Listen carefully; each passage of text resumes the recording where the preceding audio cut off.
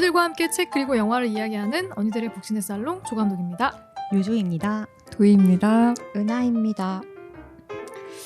2주 앞으로 다가온 크리스마스. 체감하고 계신가요? 네, 저는 이미 크리스마스 트리를 장식했어요. 네, 다 했습니다. 아, 이거 부지런한 사람만이 할 수 네. 있다는. 아니, 그냥 주문하니까 오더라고요. 근데 그거 나중에 다시 접어가지고 넣어야 되잖아요. 그렇죠, 해야죠. 아, 이게 일이더라고요. 맞아요, 일인데 그냥 뭔가 크리스마스 분위기를 좀 내보고 싶었어요. 아, 심지어 스피커까지 맞아요, 블루투스 장만하셨다고. 맞습니다. 매일매일 그래서 크리스마스 캐롤을 틀고 틀어놓고 있어요. 네.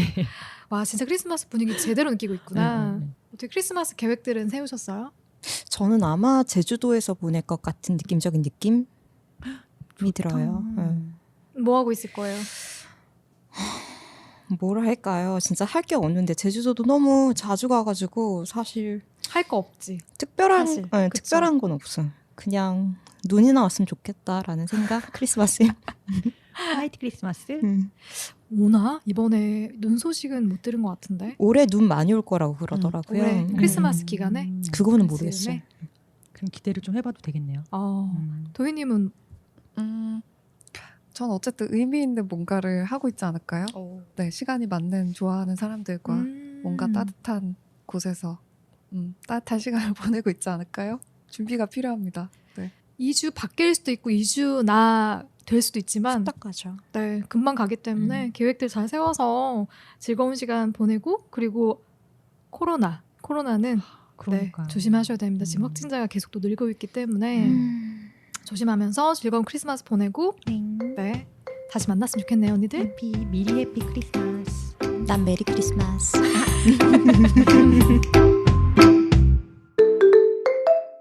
지난 시간에 저희가 다정한 것이 살아남는다라는 책으로 꽤 긴 시간 이야기를 나눴거든요. 할 얘기가 많았어요. 네, 이번 주에 귀멸의 칼날 그것도 무한열차편 극장판. 극장판. 네, 도희님이 선정해 주신 영화입니다. 이 영화를 선정하신 이유가 있을까요?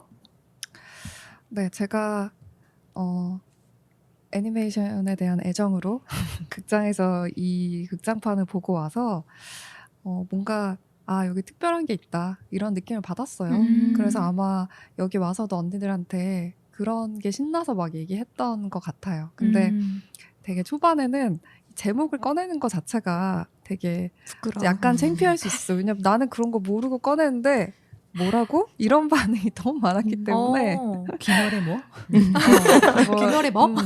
말하지 않지만 너 참 땡땡땡이구나 이런 시선으로 나를 보는 느낌? 근데 저는 이 작품에 내가 참을 수 없는 부분, 단점, 내가 그런 것도 참 많다고 네. 느꼈는데 그럼에도 불구하고 여기 특별한 게 있다고 생각을 했고 그냥 좋았다, 재밌었다, 볼만했다 이거를 넘는 뭔가 이게 진짜 내 안에 있는 뭔가를 움직이는 느낌 받았기 때문에 여러분들이랑 나누고 싶어서 네, 선정을 하게 됐습니다. 이거 국내에서도 관객이 꽤 들었더라고요. 이게 입소문이 나가지고 장기 상영을 했어요. 처음부터 그렇게 화제가 됐던 건 아니었고요. 네, 그래서 관이 많지 않은 상태에서 계속해서 연장이 됐어요. 저 같은 사람이 계속 보러 간 거죠. 네, 일본에서는 되게 처음부터 히트를 쳤었고 네. 포털에 보니까 관객 수가 215만 명으로 집계가 되어 있는데 이게 코로나 시기를 감안하면 되게 정말, 많이 본 거죠. 네, 정말 네. 많이 본 거예요. 일본에서는 그 센과치히로를 이겼다 그랬나? 오. 뭐 하오를 이겼나? 뭐 하여간 그랬죠. 네, 네. 이게 보니까 극장판으로는 애니메이션 일본 중. 박스 오피스 역대 1위. 애니메이션 중 역대. 네, 역대 1위라고 하니까 이긴 거죠. 맞아요. 네, 센과 치히로도 이겼고 애니메이션 다 이긴 거예요. 와. 그러니까 이게 너무 궁금한 거예요. 저는 사실 도희님이 추천해줬을 때 일단 그림체가 제 취향이 아니었어요. 맞아. 너무 예스러운 거야. 그리고 설정도 뭐? 귀 살 때? 혈귀? 이것들이? 그래서 저는 사실 그렇게 저한테는 호기심을 이끌어내지 못해서 저는 극장에 가서 보지는 못했거든요. 제가 여러분들한테 몇 개 캡처해서 보낸 것 중에 그런 거 있지 않았어요? 보기 전에 그 극장판 포스터를 네. 보고는 세상이 이렇게 촌스러울 수가. 근데 보고 나서는 세상 폭풍 눈물. 존잘. 보기만 해도 세상이 이렇게 상당 너무 멋있어요. 여러분, 폭풍 눈물. 그러니까 이게 이렇게까지 일본에서도 인기를 끌고 우리나라에서도 맞아요. 많은 매니아들이 층을 형성했던 이유가 뭐라고 생각을 하세요? 좀 궁금하긴 했거든요, 저는. 확실히 저는 사람의 성장 스토리 그리고 이제 그 음. 사람이 너무나 올곧고 누가 봐도 너무 응원해주고 싶은 그런 사람의 성장 스토리에 되게 좀 저는 열광을 하는 것 같아요. 그래서 이 극장판을 보고 TV 시리즈가 있더라고요. 네. 그래서 TV 시리즈를 다 보고 나서 네. 찾아봤더니 이게 원래는 만화가 원작이라고 해서 만화를 검색을 했더니 23권이 완결이 이미 난 거더라고요. 그래서 저는 만화책까지 네, 구매해서 만화책까지 구매를 해서 봤고 매니아가 됐어. 네, 완결까지 저는 굉장히 만족스러웠어요. 이게 뭔가 사람에 대한 앞으로 우리가 살아가는 거에 대해서 좀 많이 생각하게 했던 그런 작품이었어요. 그래서 되게 좋았습니다. 저는 일단 보면서 약간 아까 도희님은 땡땡땡이라고 표현을 하셨지만 이렇게 얘기를 하자면 약간 오타쿠스러운 코드들이 많이 있어요. 맞아요. 이 내용, 이 안에 뭐 대사들도 그렇고 캐릭터도 그렇고 약간 오타쿠스러운 그런 코드들이 있는데 그런데 제가 오늘 사실 버스 타고 오면서도 계속 이렇게 남은 부분을 마저 봤거든요. 근데 괜히 이렇게 가리고 보게 되더라고요. 아 정말 그 정도로. 그런데 되게 자꾸 눈물이 나더라고요. 울컥하게 되고. 그러니까 이 주인공 캐릭터가 우리한테 그런 큰 감동을 줄 수 있었던 거는 그냥 처음부터 끝까지 이 애가 멋있는 캐릭터로 나왔다면 그런 감동이 없었을 것 같아요. 근데 오히려 약간 그런 코믹한 모습도 있고 약간 뭔가 진중하지 않은 모습도 있고 그런데도 불구하고 이 안에 있는 뭔가 강한 신념이라든지 이런 게 오히려 더 큰 감동을 주지 않았나? 라는 생각이 들었던 것 같아요. 전 도희님이 지난주에 이어서 이번 주 영화를 선정한 이유하고도 맥락을 같이 한다고 보는데 우리가 정말 다정함에 목말라 있었구나. 맞아. 너무 팍팍한 현실에서 정말 앞이 깜깜한 그런 코로나 시기를 살다 보니까 한없이 다정하잖아요. 그리고 주변에 절대 이런 캐릭터가 없어요. 다정할 땐 다정하지, 필요에 의해서. 그런데 여기서는 혈기와 싸우면서도 혈기에게마저도 동정심을 품는 그런 주인공의 모습에 분명히 매료되는 부분이 있지 않나? 지금 정말 다정함이 다들 필요했구나 이런 생각이 맞아요. 저는 들기도 하고 그리고 다시 심파 저는 다시 심파로 가는 것 같은 분위기가 좀 어느 정도는 뭔가 심파에 대한 감성이 과거에는 그냥 심파 되게 뻔하지 이렇게 생각했는데 이제 그런 뻔함에서도 감동이 오는 것을 다시 좀 레트로를 좋아하는 것처럼 이런 열풍이 부는 건가? 이 생각이 들기도 하더라고요. 보면 가족, 친구와의 우정 그리고 상대에 대한 어떤 다정함으로 이야기를 쭉 끌고 가는 그런 부분들 저는 심파라고는 안 느껴졌어요. 그러니까 제가 네. 생각하는 심파는 딱 정해진 관계 안에서만 허용되는 극한의 다정함, 애정 네. 그런 거라면은 오히려 여기 나와 있는 주인공은 담백해요. 관계 자체에 대해서는. 근데 그러니까 다정함도 사실 이 작품의 키워드이긴 한데 사실 그게 가장 형상화돼 있는 거는 이 시리즈의 원래 주인공인 탄지로가 가깝고 근데 저는 기존 주인공들 사이의 관계라든지 탄지로 캐릭터 좋았지만 사실 제가 이 작품에서 가장 빛이 나고 여러분들한테 추천하고 싶었던 거는 이 극장판의 주인공 렌코쿠 때문이었는데 네. 이 캐릭터는 전 다정함이 키워드라고 생각하진 않아요. 네. 근데 물론 이 시리즈 전체가 계속 얘기하는 우리가 어떻게 살아야 될 것인가 전 그 얘기하는 영화라고 생각했는데 내가 지금 너무 나약한 거예요. 우리가 생각하기에 다 너무 나약한 인간인데 이런 한계를 가진 상태에서 어떻게 살아야 될까라고 하면서 계속 끊임없이 다른 사람을 위한 행동에 의미가 있다 이런 메시지를 주는 영화라서 좋았고 그리고 이 렌코쿠는 다정함에 덧붙여서 이 사람의 태도가 전 참 좋았거든요. 그러니까 삶을 살아가는 자세라고 해야 되나? 아무도 나를 봐주지 않더라도 내가 스스로를 다독이고 정제하고 의미를 찾는 그 모습들이 되게 좀 감동적이었어요. 맞아. 나의 신념을 끝까지 지켜가는. 그래서 그게 꼭 네. 그게 꼭 그런 다정함이 아니었더라도 난 좀 감동했을 것 같아요. 그래서 그런 부분이 저한테는 좋았어요. 네.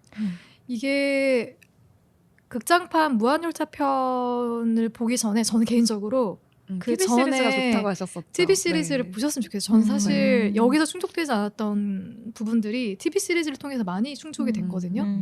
그래서 그 전에 배경 설명들이 나와요. 무한열차를 타기 직전에 어떻게 탄지로와 그리고 제니치, 이노스케가 한 팀이 되어서 무한열차를 타고 움직이는지.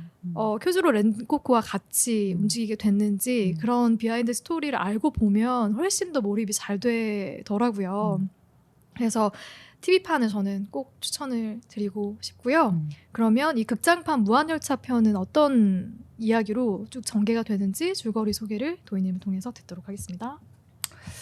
네, 기본적인 배경은 일본의 다이쇼 시대예요. 이게 1912년에서 1926년 사이라고 하더라고요. 그렇게 오래 지나지 않은 시대예요. 근데 상당히 많이 우리 일제강점기 초기 정도였고 그 당시에도 일본이 행복하지 않았기 때문에 외국으로 넘어온 거였잖아요. 우리나라로 넘어왔던 사람들도 되게 사실 불행했었다고. 그러니까 수명이 되게 짧았던 시대래요. 죽임을 당하고 이게 너무 흔했던 시대.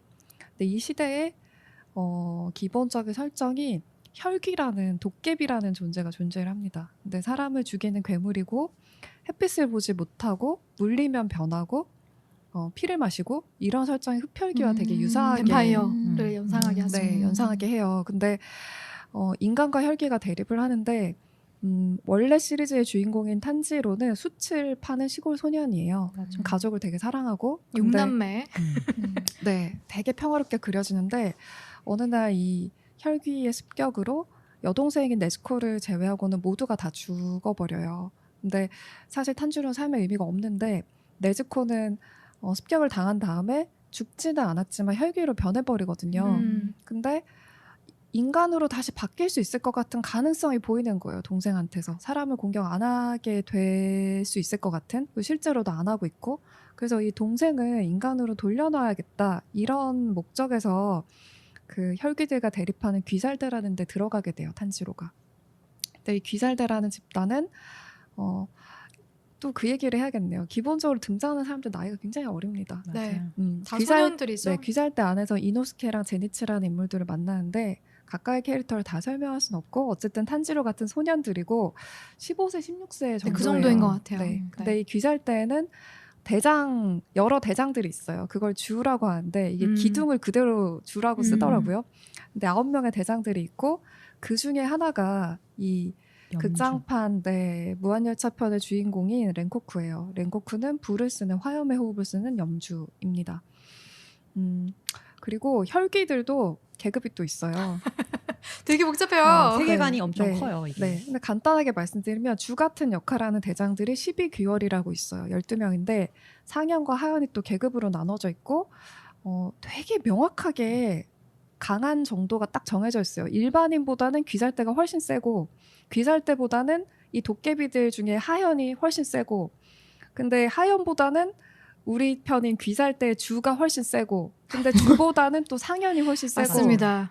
네. 네, 강함, 약함이 되게 명확하게 분리되는 이런 세계관이고 이 12개월 제일 위쪽에 이게 끝판왕 대장 무잔이라는 캐릭터가 있어요. 그래서 일단 기본적으로 이 귀살대와 혈귀들이 대립하는 세계관인데 이 무한열차 편은 뭐냐?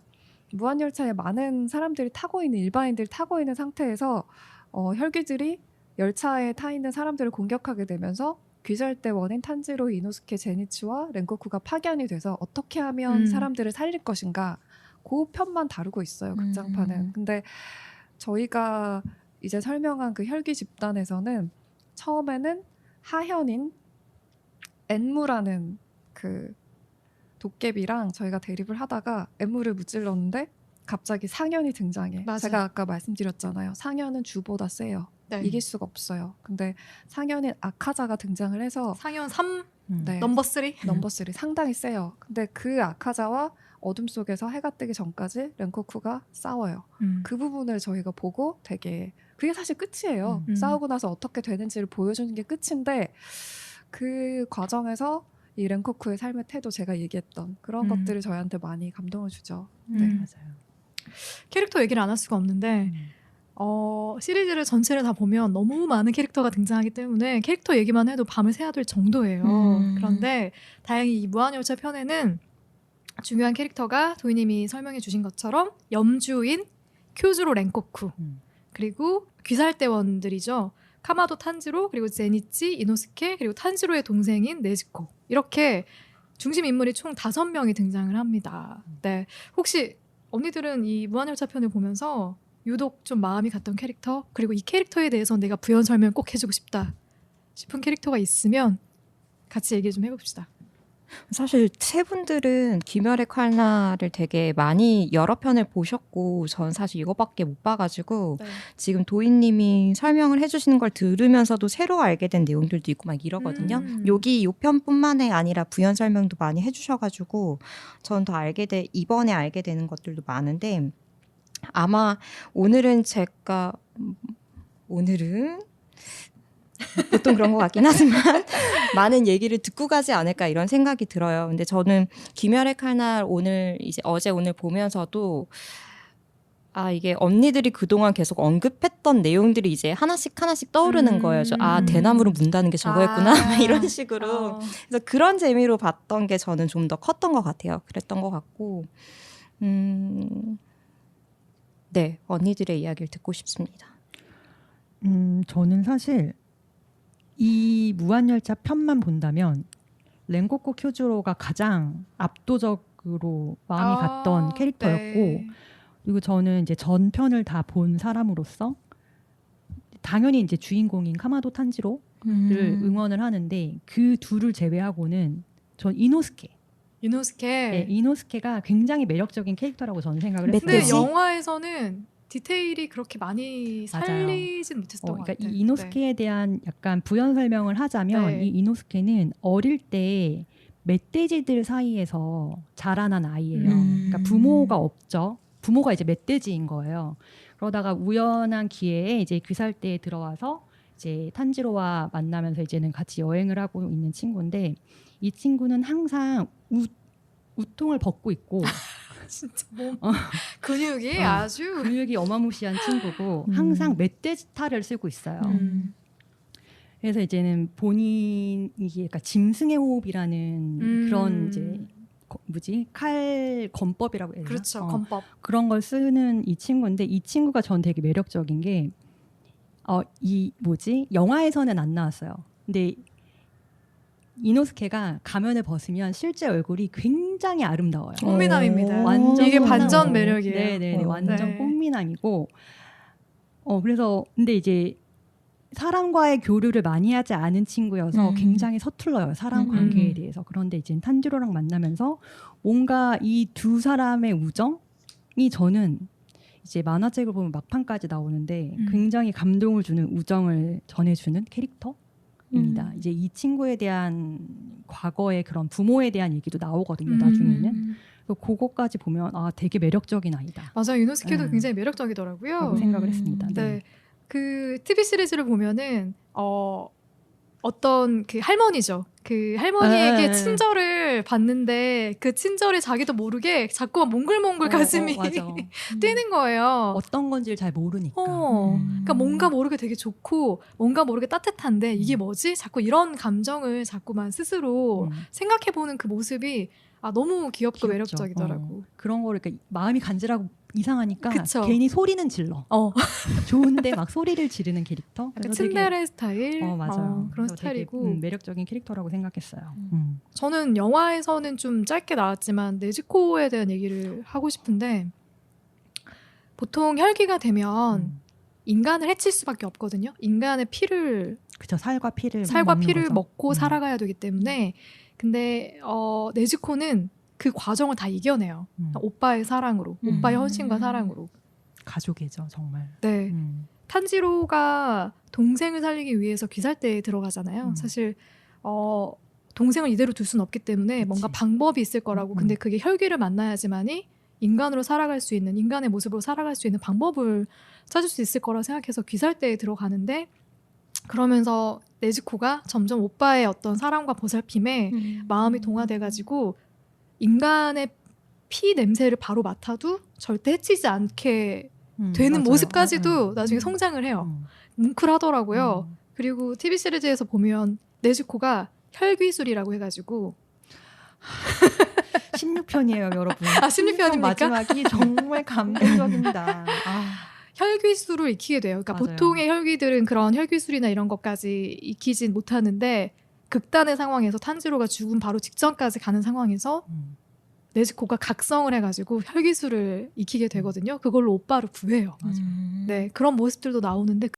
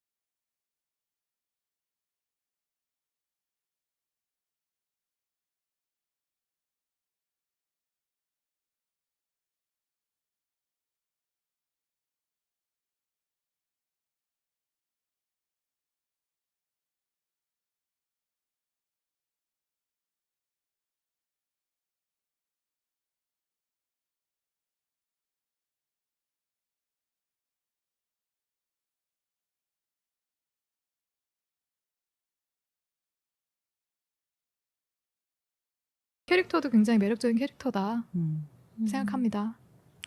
네, 이렇게 이노스케랑 네즈코의 매력적인 면들을 들어볼 수 있는 게 참 좋네요. 이런 모임에 나와서.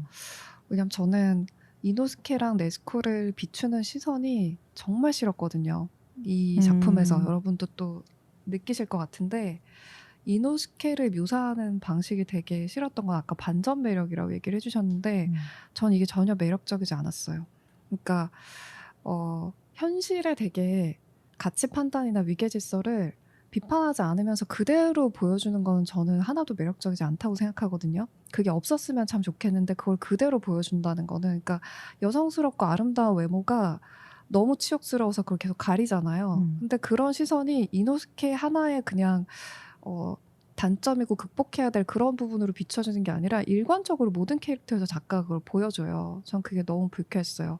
그 무잔에 대해서도 그 여성이나 사파, 타자화할 때 여성스러운 캐릭터 아름다움을 계속 그렇게 소모하는 게 참 불쾌했고 네즈코를 대하는 방식은 제가 일본 애니메이션 어떤 걸 보더라도 저 애니메이션 참 좋아하는데 항상 제발 이거 좀 바꿨으면 좋겠다. 근데 일본 사회가 안 그런 사회니까 어쩔 수 없겠죠. 여성 권익이 참 떨어져 있는 낙후된 사회니까 왜 자꾸 여동생이나 애인을 장애인을 만드나.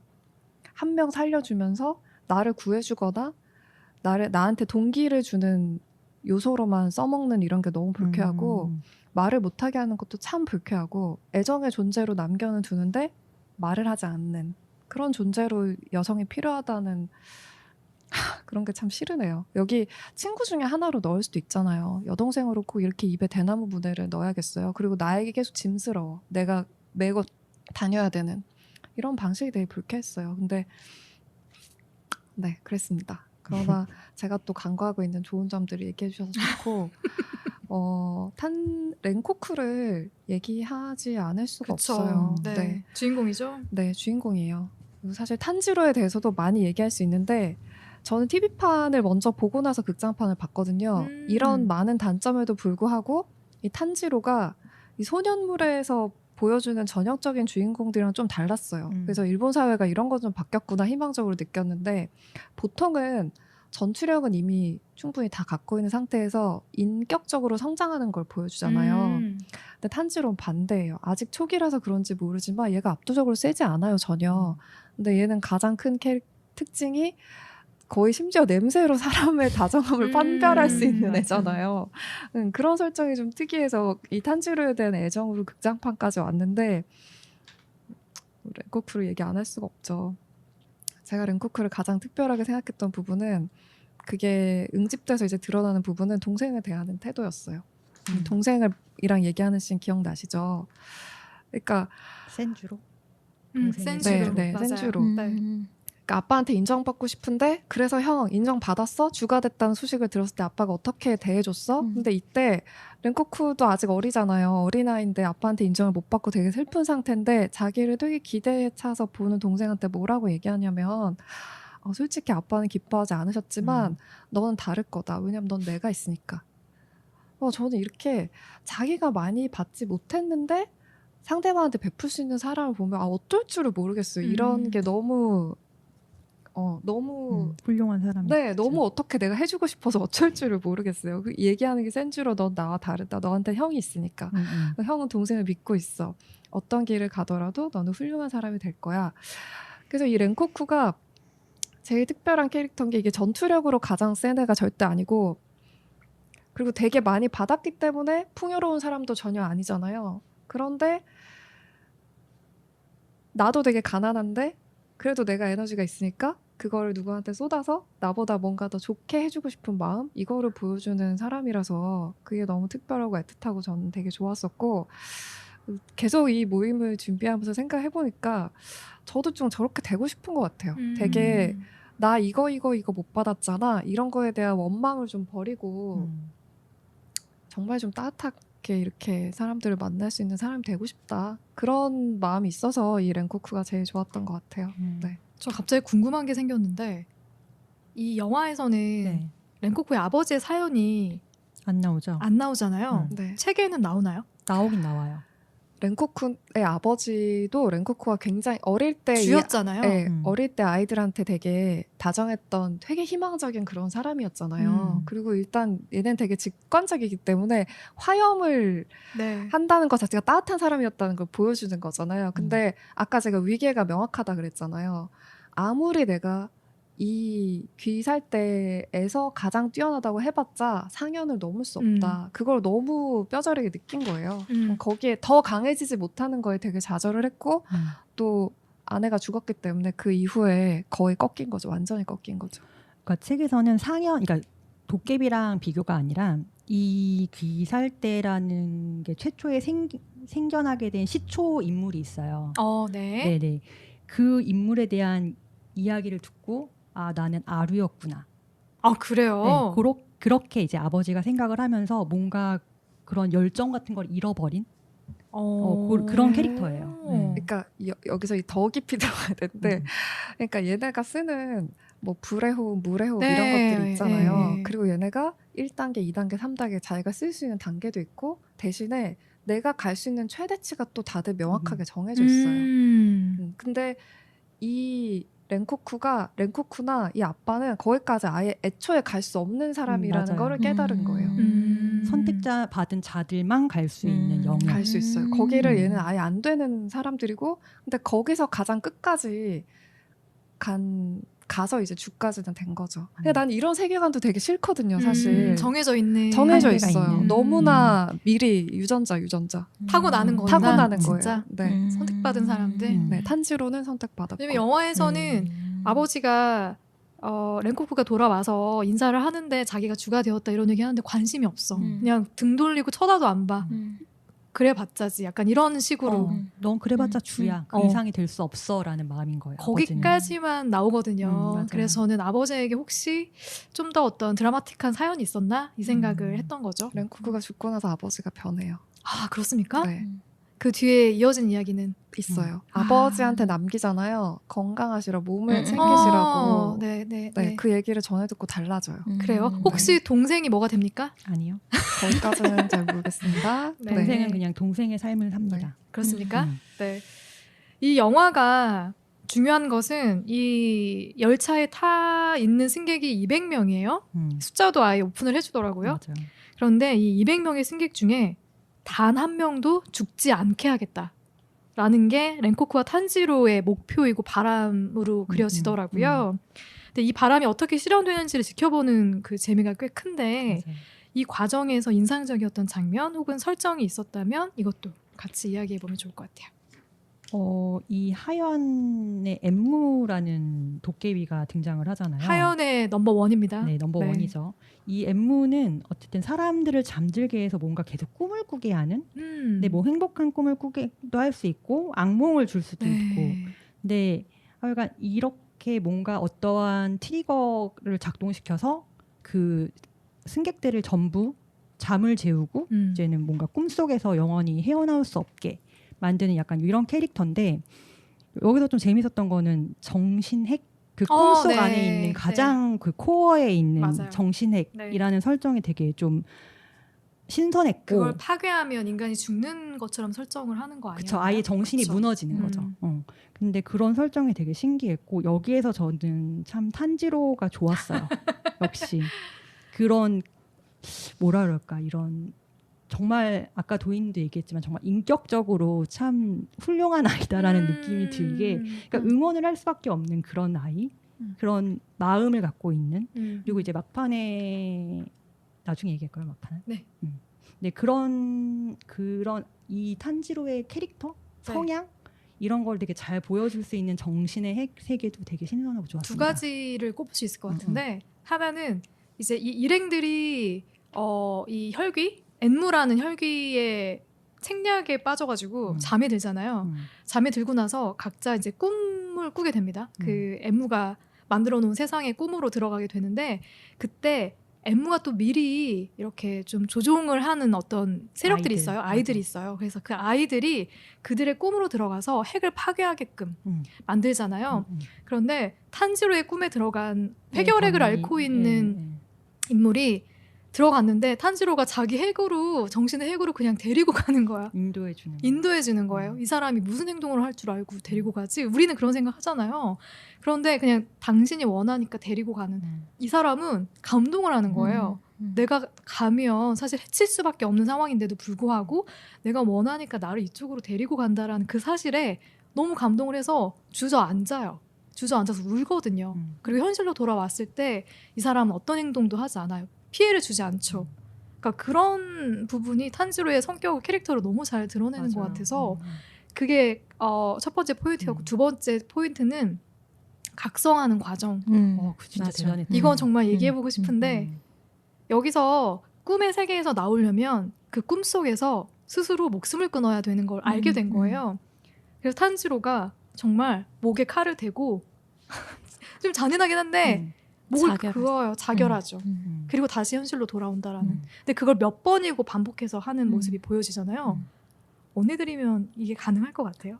저도 그 부분이 저는 가장 제일 크게 남는데 거기에서 그 도깨비도 그런 얘기를 하잖아요. 네. 그 사람도 아무리 그 방법을 알았다고 하더라도 그게 꿈인 걸 안다고 하더라도 꿈속에서 자결을 한다는 거는 쉽지 않은 의지인데 이거를 수백 번 수천 번 거듭하면서 계속 각성을 하잖아요. 그래서 근데 나라면은 난 그냥 행복한 꿈을 꾸면서 죽는 걸 선택하겠다. 대부분 그렇지 않을까? 맞아요. 그것도 그렇고 저는 막판에는 이 혈귀가 탄지로한테 굉장히 악몽을 보여줘요. 가족들이 자기를 되게 원망하는. 근데 이 아이가 얼마나 올곧은 성격의 사람을 믿고 그 가족에 대한 신뢰를 갖고 있는 아이인지를 너무 여실히 보여주는 에피소드였는데 자기 가족이 자기를 절대 그럴 리 없다고 자기를 절대 원망할 리가 없다라고 하는 그 장면도 저는 되게 인상적이었어요. 근데 가족들이 하는 말도 되게 가슴이 그러니까 탄지로는 죄책감을 가지고 있었을 것 같거든요. 가족을 구하지 못한 것에 대해서 했더니 형이 왜 나를 구하지 못했어? 왜 가족을 이렇게 죽게 내버려뒀어? 아버지마저도 너가 가족을 지키지 못했어라고 얘기하는데 거기서 갑자기 확 깨어나가지고 내 가족이 그런 말을 할 리 없잖아! 막 공격하는 거죠. 맞아. 근데 너무 매력적인 캐릭터잖아요. 저는 조금 더 비유적으로 상징적으로 갈 수는 없었나. 사람을 죽이는 거를 너무 쉽게 다룬다는 게 또 이 작품의 되게 단점이라고 저는 생각하는데 어린아이들의 죽음을 너무 아무렇지 않게 불필요한 장면에서 너무 많이 보여준다. 좀 잔인한 부분들이 있죠. 너무 잔인해. 그러니까 약간 가학적인 저런 희생을 하는 것 자체에서 즐거움을 느끼는 게 아닌가 싶을 정도의 불쾌감을 전 많이 느꼈어요. 이 무한열차편에서는 그게 그래도 상당히 작은 부분인데 각성하는 면이 좀 전 그래서 싫었었고 앞부분에서 그냥 TV 시리즈에서는 왜 저렇게까지 많은 사람을 희생시켜야 되지? 선발할 때? 그런 비판에서 자유로울 수 없다. 나는 그래서 한편으로는 이 작품 전체를 아우르는 다른 사람을 위한 행동에는 의미가 있다. 탄지로나 이 렌코쿠의 입에서 나오는 그런 것들이 참 감동적이면서도 이게 일본의 특유의 자결하는 할복 자살하고 네, 이걸로써 나를 입증하고 이런 것들이랑 연결이 되니까 불편하고 무섭고 싫은 거예요. 네, 그런 면이 있어서 저는 각성 부분은 사실 좋진 않았어요. 네. 저는 보여주는 방식보다 그렇게 해서라도 다시 돌아와서 사람들을 구하겠다라는 마음이 느껴지니까 그게 크게 오더라고요. 그걸 주기 위한 일종의 그런. 네, 저는 네. 장치라고 단순하게 이제 여기고 보면 음. 몇 번이고 내가 내 목숨을 끊어서 사람들을 구하겠다. 은하님이랑 되게 마찬가지로 저도 비슷한 상황이라면 그냥 거기 남아서 가족들과 행복한 시간 보내다 죽을 것 같거든요. 그냥 같으면서 다른 얘기인데 그 사람의 그건 참 좋은데 이렇게 그리는 작가의 방식은 되게 싫은 거예요. 네. 네. 근데 여기서 저는 그러니까 열차가 8칸이었나요? 총 8칸이었는데 5칸을 렌코쿠가 이제 맡고 지키죠. 지키고 나머지 3칸을 남은 일행들이 지켜가면서 하연인 이 앤무를 처단하려고 하잖아요. 처단하는 과정들이 쭉 이어지잖아요. 이노스케와 렌코쿠가 힘을 합쳐서 결국 혈귀를 죽이고 끝나는 줄 알았어요. 저는. 그랬으면은 아마 좀 이야기가 약간은 그냥 너무 예상되는 대로 끝난다 이러고 말았을 것 같은데 그 뒤에 또 큰 에피소드가 하나 기다리고 있잖아요. 그걸 위해 달려온 것처럼. 그쵸.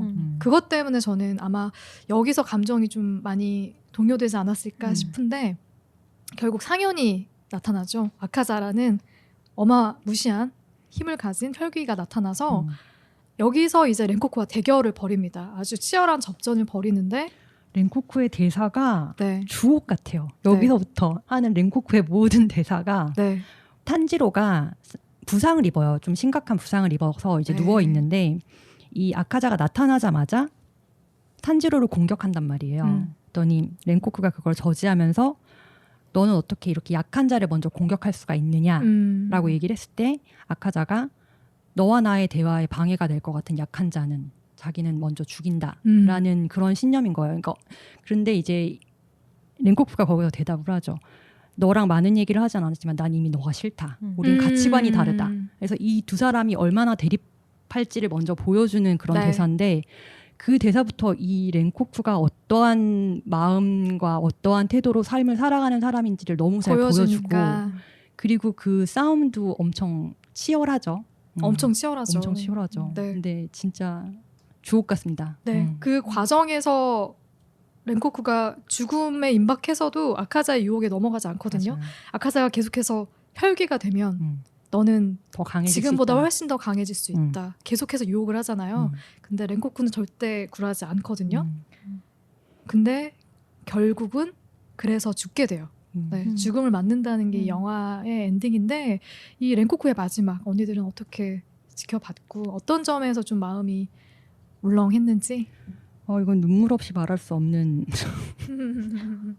저는 일단 이거를 보면서 아까 도희님도 살짝 말씀을 하셨지만 저는 이제 다른 편들을 전혀 보지 않은 상황에서 요 귀멸의 칼날 무한열차 편만 본 상황에서 사실 다정함이라는 것보다는 사람은 어떻게 살다가 죽는 게 옳은 것인가에 대한 생각을 많이 했어요. 어떻게 살다가 죽는 게 맞는 걸까라는 생각을 많이 했고 그리고 인생에 있어서 진짜 멘토가 중요하다. 나의 삶을 이끌어주는 사람 그 존재가 정말 중요한 것 같다라는 생각이 많이 들었어요. 그래서 다른 캐릭터들이 어떤 스토리를 가지고 있는지는 여기에 다 나오지 않지만 여기 이제 렌코쿠의 어머니가 이제 어린 렌코쿠에게 했던 말 너는 특별한 힘을 가지고 태어났고 강한 힘을 가지고 태어났는데 그거는 왜 그렇게 태어난 거냐 하면은 너보다 약한 사람들을 지켜주기 위해서 너는 그런 능력을 가지고 태어난 거야. 그러니까 그런 사람들을 보호해야 돼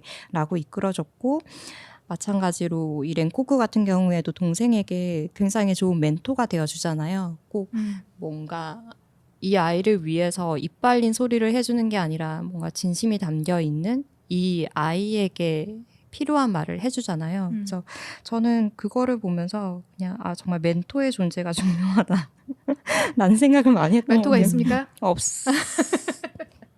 맞아. 있는 것 같아요. 아 그래요? 근데 그게 우리 가족들이었으면 더 좋았었겠다라는 가족이 멘토였으면 더 좋았겠다. 저도 비슷한 생각을 했는데 저는 저도 아쉽게도 그런 멘토가 없었던 것 같아요. 지금까지는 없었던 것 같은데 저는 보면서 내가 저런 사람이 되고 싶다라는 생각은 했어요. 그 랭코크가 어쨌든 나는 힘이 센 사람이기 때문에 너희들을 지키는 게 나의 의무였고 난 이 의무를 다 했고 앞으로는 이런 의무를 너희들이 해줬으면 좋겠다라는 그 어떻게 보면은 이 기둥들이 갖고 있는 어떤 그런 책임에 대한 얘기가 굉장히 와닿았거든요. 그래서 그래 나도 이런 어른이 되어야겠다라는 생각을 좀 많이 했던 것 같아요. 랭코크의 죽음을 보면서 네. 도희님 어떠십니까? 네. 어떻게 살아야 할 것인가 거기에 대한 얘긴데 진짜 진정한 강함이란 무엇인가 이걸 계속 생각하게 하는 씬이었어요. 그러니까 랭코쿠랑 아카자가 대립할 때 사실 아카자도 어떤 맥락에서 보면 되게 멋있다고 생각할 수 있는 면을 많이 갖고 있는 도깨비잖아요. 아카자가 여기는 뭐 나오지 않지만 그런 거 있었던 것 같아요. 제 기억에.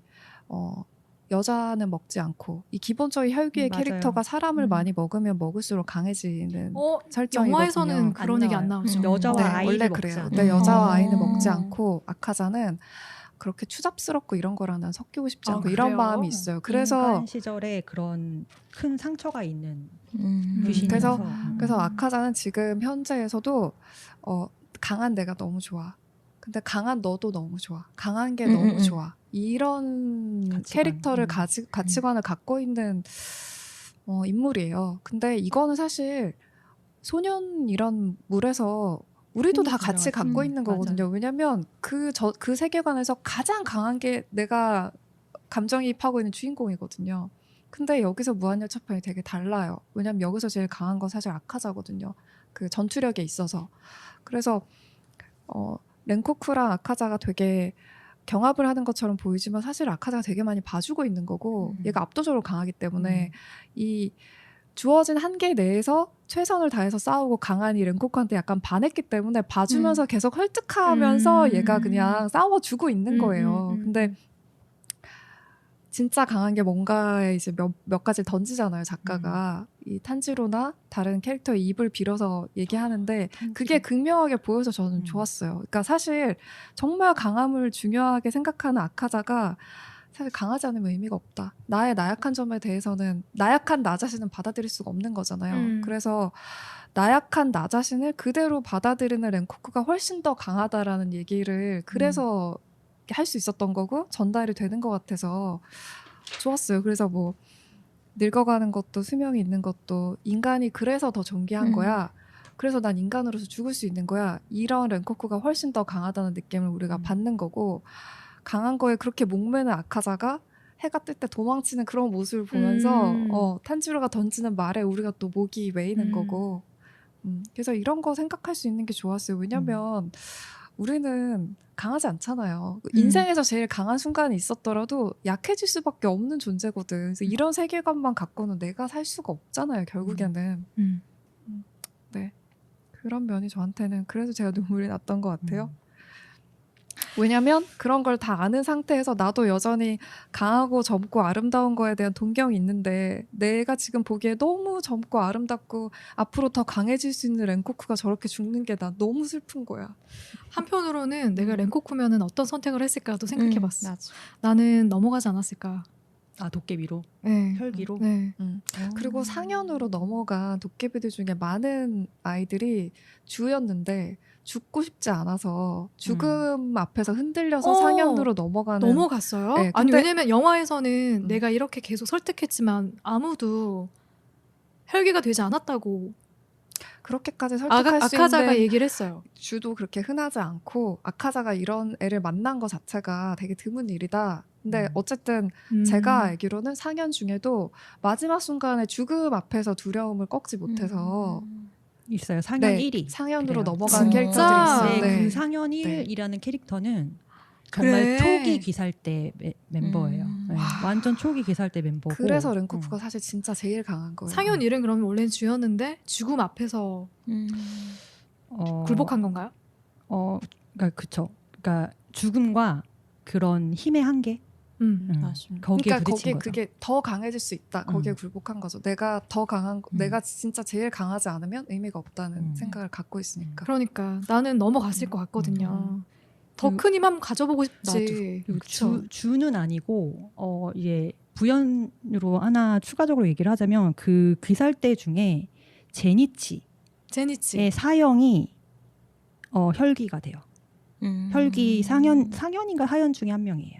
아 그래요. 네네. 그래서 그 두 사람의 그 대결도 꽤 볼거리가 있습니다. 와 최후의 대결이 정말 네. 볼만하겠네요. 네. 저는 애니메이션 이게 12월에 네, 다음 TV 시리즈가 TV 네네네. 시리즈가 나온다고 하더라고요. 나온다고 하죠. 네. 너무 그리고 기대하고 있어. 바탕에 또 그게 깔려 있어요. 이 혈귀들은 아무리 다쳐도 회복이 되고 죽지 않잖아요. 네. 근데 지금 렌코쿠처럼 싸워서 죽지 않더라도 이런 방식으로 싸우게 되면 귀살대는 단명할 수밖에 없다는 전제가 또 깔려 아 있어요. 그래요. 네. 반점이 나타나고 이런 호흡을 계속 쓰고 이러면 25세를 넘길 수가 없다는 설정이 들어가 있어요. 진짜? 체력적으로 이제 한계에 부딪히는 네. 거죠. 사람이기 때문에. 아 그래 그 네. 반점이 나타난다는 게 죽음을 앞뒀다는 얘기예요? 그게 네. 그 다음 단계로 넘어간다는 뜻인데 이 렌코크는 올라가지 못했던 선택받은 사람들 근데 그게 넘어간다는 게 동시에 죽는다는 뜻이에요. 제가 이제 설명하는 걸 찾아보니까 뭐 몇 번째로 반점이 나타났다 이런 식으로 설명이 맞아요, 나오던데 맞아요. 그 반점이라는 게 뭔가 네, 그거예요. 레벨업이 네, 네, 되는 개념인가요? 네, 네. 네. 그래서 그 귀살대 시초인 사람이 유일하게 반점을 갖고서 죽지 않은 그래. 사람이라는 설정이 또 있어요. 근데 이게 엄청나네요. 네. 이 세계관이 음. 엄청 크네요, 넓고. 근데 이제 막판까지 저도 되게 울렸던 게 이 사람의 마음이라는 그러니까 이 작가가 설명하는 강함이라는 게 정말 그런 체력적인 이런 강함을 얘기하는 게 아니라 이 사람의 마음이 얼마나 강한지를 그 만화책 마지막까지도 설명을 하거든요. 그게 굉장히 감동적이에요. 언니가래. 네, 우리 언니? 유주 언니가 네. 꼽는 명대사들. 너무 많죠. 너무 많은데 그러니까 영화에서만 보면 저는 이게 약간 저한테 하는 얘기라고 좀 생각했던 대사가 그 큐즈로가 죽어가면서 탄지로에게 했던 마음을 불태워라. 흐르는 시간의 흐름은 너를 기다려주지 않는다. 그래서 사실 요즘에 제가 되게 뭔가 호기심도 많이 잃고 열정도 많이 잃었다는 느낌이 많이 들거든요. 그리고 나이가 들수록 그런 느낌이 많이 들고 그리고 또 이제 날이 추워지니까 자꾸 움직이기 싫어지고 이게 정말 귀찮다라는 생각을 많이 하게 그럼요. 되고 네.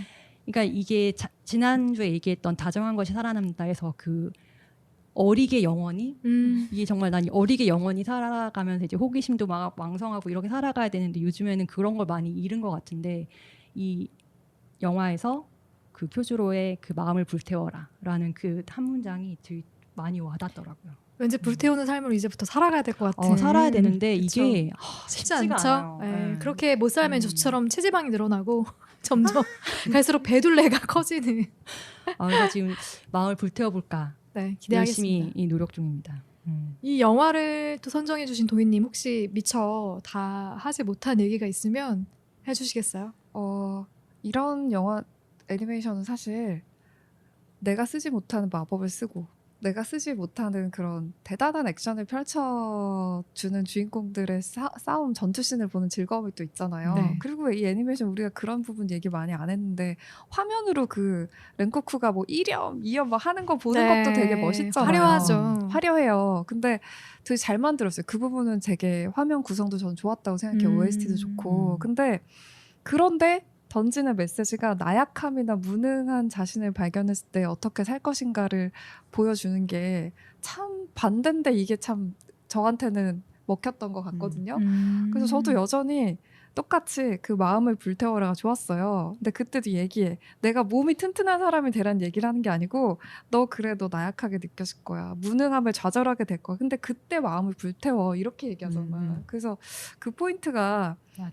저처럼 나약한 내 자신을 나 학교 다닐 때 되게 진짜 내가 생각해도 반짝반짝했던 것 같은데 나 저런 화염에 이렇게 막 불태웠던 것 같은 그런 나 자신 어디가 있지? 이런 생각이 들 때 그때 시간의 흐름을 멈춰주지 않으니까 앉아서 좌절하고 있지 말고 앞으로 나아가라. 뭔가를 해라.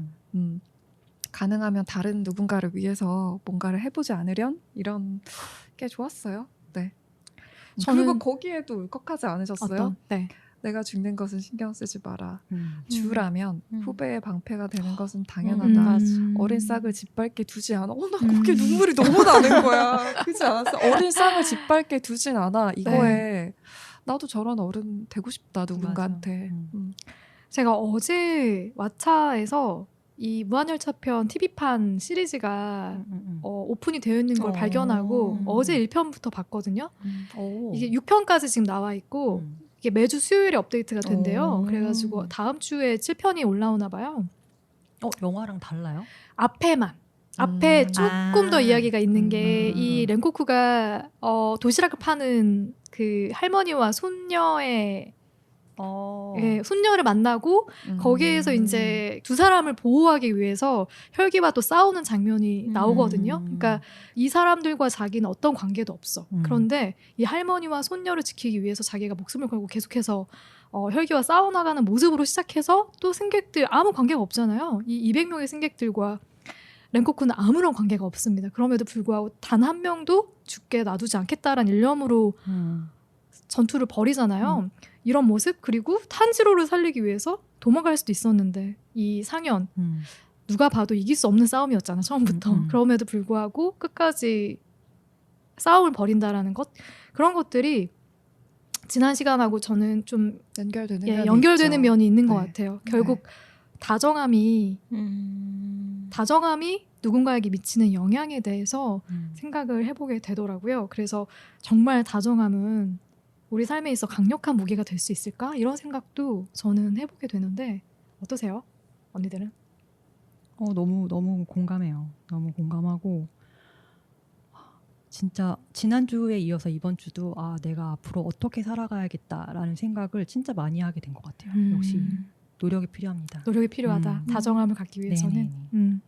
저도 뭔가 사람들에게 다정해야겠다라기보다는 그냥 뭔가 선한 영향력을 많은 사람이 아니더라도 한두 사람에게라도 그런 영향력을 좀 미치는 사람이었으면 좋겠다라는 생각을 많이 했던 것 같아요. 이미 하고 계시잖아요. 머리까지 잘라서 기부를 했는데 무슨 말이에요 진짜. 동참합시다. 머리카락을 줄 수가 없다. 너무 상해가지고. 전 탄지로가 사연이 없는 사람이라서 좋았거든요. 그게 우리가 다정한 것에 대한 얘기를 할 수 있는 또 포인트인 것 같고, 그러니까 주인공인 탄지로조차 가족의 원수에 대해서 복수하고 싶은 그런 마음에서 귀살대로 들어가는데 렌코쿠는 그게 없어요. 걔는 누구한테 복수하고 싶고 그런 감정적인 그게 없는데도 사람을 살리는 일을 나의 책무니까라고 하잖아요. 인간이라면 이런 방식에서 하잖아요. 그래서 진짜 제가 이제 다정한 사람이라고 생각하는데 나랑 아무 관계 없는 사람한테까지 그게 확장될 수 있을까? 이게 저한테 항상 이제 안 되는 포인트인데 그렇게 되고 싶다. 되고 싶다. 이런 그리고 렌코쿠가 나에게 뭔가 그런 걸 많이 던져줬다. 어린 싹이 어디선가 짓밟히면은 그게 아프리카든 어디든 간에 나도 좀 나서는 어른이 되고 싶다.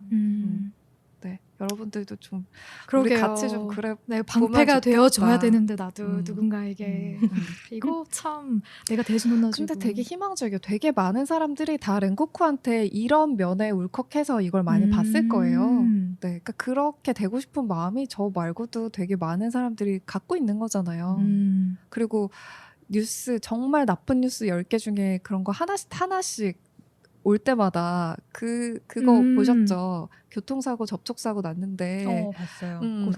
아이가 아픈 아이 때문에 가고 있었다고 어린 엄마가 얘기하니까 차주 앞에서 사고로 당한 나이 드신 여자분이 나와가지고 CCTV 아니 그 블랙박스에 찍혔는데 눈물을 닦아주고 안아줘요.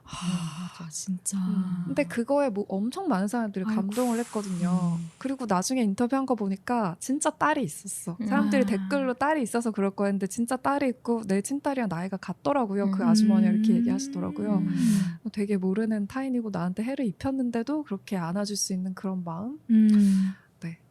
생각보다 많습니다. 맞아요. 그런 맞아요. 따뜻함을 생각보다 전할 많아요. 수 있는 네. 기회가 굉장히 많고 그걸 또 베풀 수 있는 기회도 많아요. 혹시나 아직도 귀멸의 칼날을 보지 못한 언니들에게 한 문장으로 이 영화를 소개한다면? 전 아까 제가 감동받았던 그 대사예요. 자신의 나약함이나 한심함에 마음이 꺾일지라도 마음을 불태워라. 네, 여기 특별한 게 정말 분명히 있습니다. 와서 발견해 보세요. 네.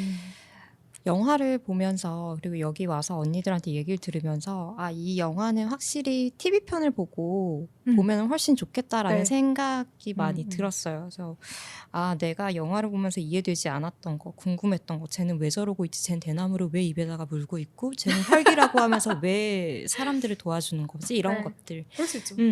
이해되지 않는 것들을 TV편을 보고 보면은 좀 더 재미있게 볼 수 있을 것 같아서 이상하게 계속 보게 돼요. 음, 중독돼서 그러게요. 계속 그냥 연달아서 보게 되더라고요. TV편은 몇 편이에요? 21개? 21개인가? 21개? 20개 정도였던 것 같아요. 한 20개 정도, 20개 응, 내외였던 30 것 같아요. 네. 20분. 20분을. 네, 네. 아 근데 TV편 못 보셔도 오늘 이걸 들으셨으면 음. 또 충분히 준비가 저는 됐을 거라고 생각해요. 네, 이거 듣고 극장판 보세요. 근데 이게 모르겠어요. 이 작품이라고 해야겠죠. 작품 자체가 되게 또 단점도 많아요. 아까 도희님이 얘기하셨던 네. 것처럼 그런 소년물 특유의 그런 있어요. 그런 것들이 좀 그리고 단점들이 잔인함도 많은데 있고. 맞아요. 그런데도 불구하고 편견 비인가나 타자화 굉장히 심합니다. 그럼에도 불구하고 이 사람 여타의 다른 그런 소년물과는 다른 그런 사람들의 이야기 그런 냄새가 나요. 인간적인 냄새가 나는 작품이라는 생각을 많이 했고 그리고 그 캐릭터 간의 관계 그 관계성도 굉장히 저는 좀 많이 와닿았어요. 와닿는 게 많고 그런 유대감들 꼭 한 번씩 보셨으면 좋겠어요. 네. 저도 비슷하게 너, 나, 그리고 너희, 우리 이렇게 극단적으로 나뉘어져 있는 세상을 살면서 팍팍하다라고 느껴졌던 분들, 조금이라도 좀 다정함과 따뜻함을 느끼고 싶은 분들 보세요. 네, 보시면 좋을 것 같고요. 저는 다음 주에 인사드리겠지만 또 우리 은하님, 네. 도희님, 유수님과는 내년에 만나게 되잖아요. 근데 진짜 너무 실감이 안 난다. 나 아직도 기억나는 게 올 초에 까치까치 설날은 노래 불렀던 것 같은데. 네, 맞아요. 벌써 또 까치까치 설날은 부르게 생겼네. 화음 하나도 안 맞게 불렀던 기억이. 우리가 뭔가를 더 많이 해야 돼. 그래야지 기간이 길게 느껴지니까 어디 한 번이라도 더 가고 좋아요. 좋은 영화 있으면 또 같이 그러니까요. 보고 그럼 좋겠어요. 내년에는 더 다정하고 남의 다정함을 알아봐 줄 수 있는 그런 사람이 되도록. 너무 좋습니다. 기대하고 싶네요. 네. 저는 아직 한 살 더 먹을 마음의 준비가 안 됐는데 내년에 한 살 더 먹고 만나요. 슬프네요. 내년에는 제가 선정한 책과 영화로 다시 돌아올 텐데 혹시 뭔가요? 책은 미셸 갱의 처절한 정원이라는 책, 그리고 영화는 타이카 와이티티 감독의 조조 래빗으로 조조 래빗. 홀로코스트를 주제로 한 책과 영화이지만 나름의 따뜻함이 또 깃들어 있는. 또 책이 굉장히 얇잖아요. 그럼요. 맞아요. 여러분 저도 있어요. 새해에 부담 덜 가지시라고 제가 얇은 책으로 선정했답니다. 감사합니다. 네, 미리 새해 인사드리고요. 세 분과는 내년에 그러면 다시 찾아오도록 하겠습니다. 네. 내년에 만나요. 안녕. 메리 크리스마스.